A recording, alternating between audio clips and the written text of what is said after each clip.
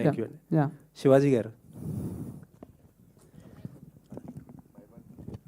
శివాజీ గారు ఇంత beautiful artist మీరు, అసలు మీరు స్క్రీన్ మీద ఉంటే అసలు ఇది శివాజీ గారి ఇది అన్నట్టు వాడుకుంటున్నారు అందరూ. ఇప్పుడు కూడా మీరు ఇందాక మీరు చెప్పేది నేను ఫీల్ అయ్యా, ఏంటంటే ఫేస్ అంతా ఉబ్బిపోతుంది కదా. నేను ఇప్పుడు మీ క్వశ్చన్లో అడగాలనుకున్న క్వశ్చన్ అది, బట్ మీరు చెప్పారని ముందే ఫీల్ అయ్యా, మీరే చెప్పేశారని చెప్పి.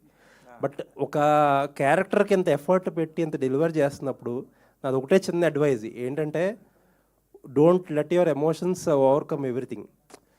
ఇప్పుడు ఒక శివాజీ గురించి మాట్లాడుకోకుండా, శివాజీ పర్ఫార్మెన్స్ గురించి మాట్లాడుకోకుండా, దండోరా సినిమా గురించి మాట్లాడుకోకుండా, ఈ టైంలో వేరే విషయాలు, అంటే అది స్టార్ట్ అయింది అన్ఎక్స్పెక్టెడ్గా స్టార్ట్ అయింది, ఐ అండర్స్టాండ్.